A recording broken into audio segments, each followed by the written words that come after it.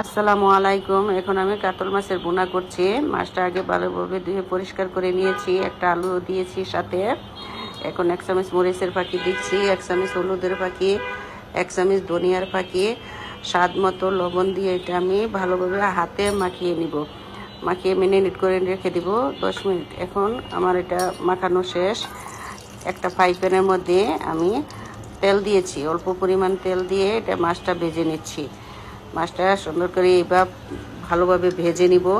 ভেজে আমি মাছটা ঝোল করব পেঁয়াজ দিয়ে। আলুটাও সাথে ভেজে নিচ্ছি। মাছটা এখন দিয়ে দিচ্ছি ফ্রাই প্যানে। সম্পূর্ণ মাছ দেওয়া হয়ে গেছে। মাছের এক পাশটা ভাজা হয়ে গেছে। আমি এখন মাছগুলো সম্পূর্ণ উল্টে নিচ্ছি। উল্টিয়ে ভালোভাবে আমি সব মাছ ভেজে আমি ঝোল করব। ঝোলটা মাছটা ভালোভাবে না ভাজলে আমার ঝোল ভালো লাগে না খেতে। আমি আলুটার সাথে ভেজে নিচ্ছি।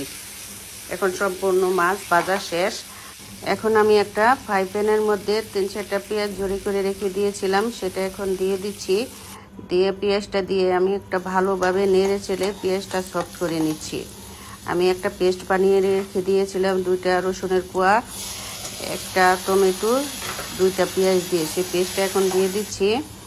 1 চামচ মরিচের পাখি, 1 চামচ হলুদের পাখি, 1 চামচ ধনিয়ার পাখি দিয়ে স্বাদ মতো লবণ দিয়ে আমি মশলাটা একটু পানি দিয়ে ভালোভাবে কষিয়ে নিচ্ছি। মোটামুটি আমার কষানো শেষ হয়ে গেছে মশলাটা। এখন আমি জল দিয়ে দিচ্ছি। জল দিয়ে এটা আমি আবারও ভালোভাবে নেড়ে চেড়ে সুন্দর করে জাল করে নেব। জলটা জাল হয়ে গেছে। এখন আমি সম্পূর্ণ মাছ আলুটা একসাথে দিয়ে দিয়েছি। এখন এটা আমি আবারও 5-7 মিনিট ভালোভাবে জাল করে নিব। জাল করে আমার মোটামুটি প্রায় কমপ্লিট। এখন আমি কয়টা কাঁচামরিচ দিয়ে দিচ্ছি। কাঁচামরিচ দিয়ে এটা আর 2-3 মিনিট একটু জাল করে নামিয়ে নেব। এখন আমার কাতল মাছের ঝোলটা হয়ে গেছে। মাশাআল্লাহ, রান্না করে ফেললাম।